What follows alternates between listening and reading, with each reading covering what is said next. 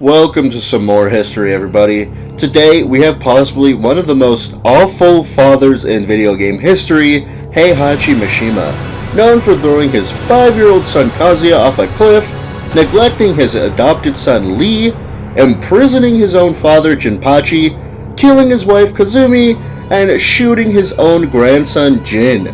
This is probably as big of an asshole you can get, really only caring about his own selfish desires. Welcome to the history of Heihachi Mishima.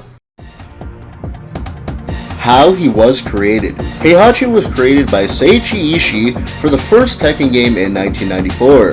Katsuhiro Harada stated that he based Heihachi on Japanese families at the time, due to his living in a post-World War II world, mirroring his own history with his father, though obviously to a much lesser extent, further stating that Heihachi is Tekken's personification of wartime Japan. There isn't much in the way of concept art I could find, as they seemingly nailed what they generally wanted out of the character's design. Heihachi's look. Heihachi really only has two main styles, though there's more variation with the alternates and DLC obviously, but he mostly either has a gi with the arms ripped off as his most iconic look, or a more samurai look while baring his chest. Of course, there's also the just as iconic fundoshi that Heihachi seems to like sporting in the tournaments as well. Personality. This man is probably as wild as anyone can get, being such an incredibly mixed and unpredictable bag, and pretty much doing everything on a whim. His biggest thing though is his insatiable quest for power and to live forever.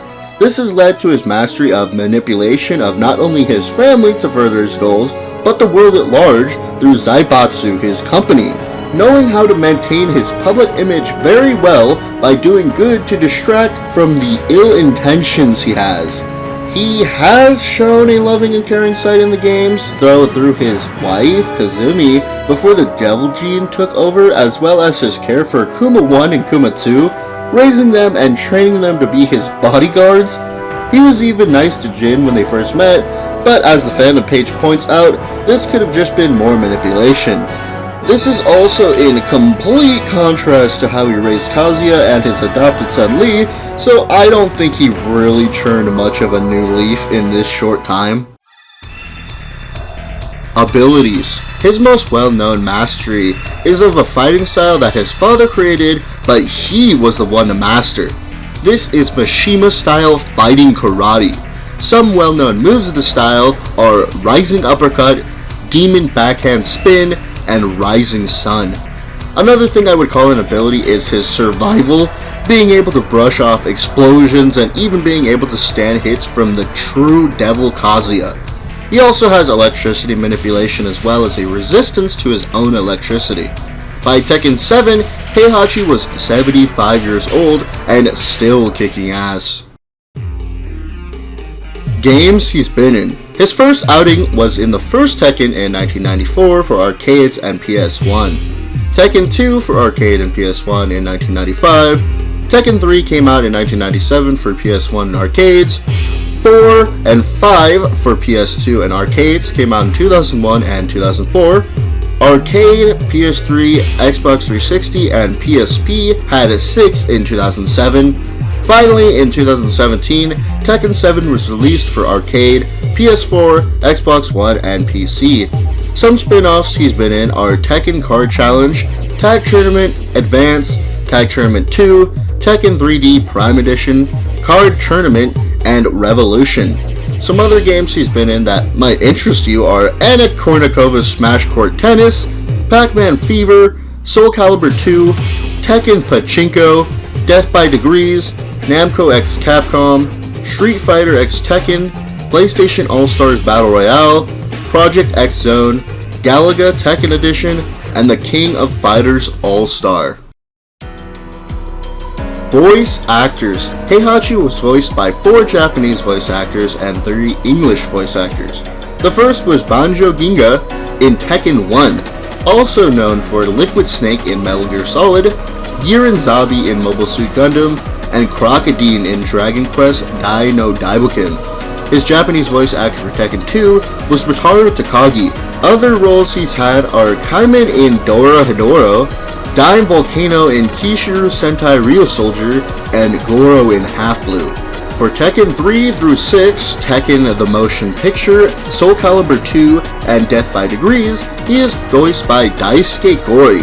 Other voices he realized were Bass Armstrong in Dead or Alive, Edgemaster in Soul Calibur 1, and Mr. Satan in Dragon Ball Z.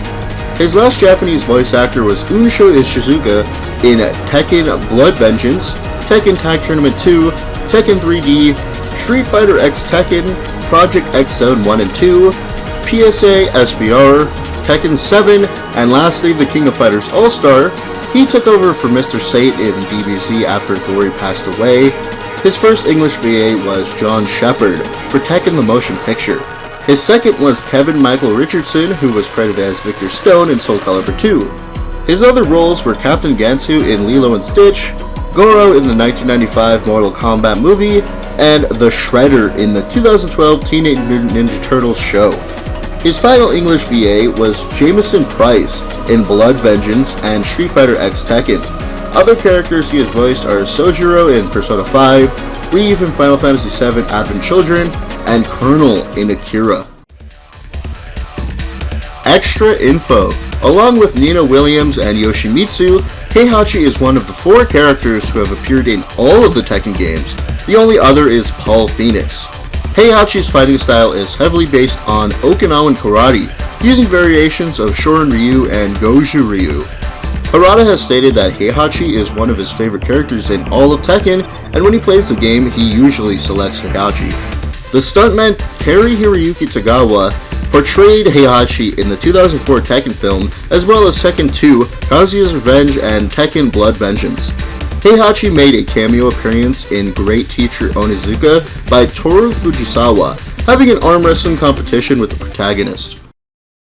As always, another interesting character who has at least a little more to him than just being pure and utter evil, although he's still a giant dick, no matter how many animals he decides to raise, being more like a wild card than anything else. Also, another fun fact is that this is the first character that I looked into that has actually died in his own series, being in Tekken 7, so that's pretty crazy as well. Hope you enjoyed, and see you next video.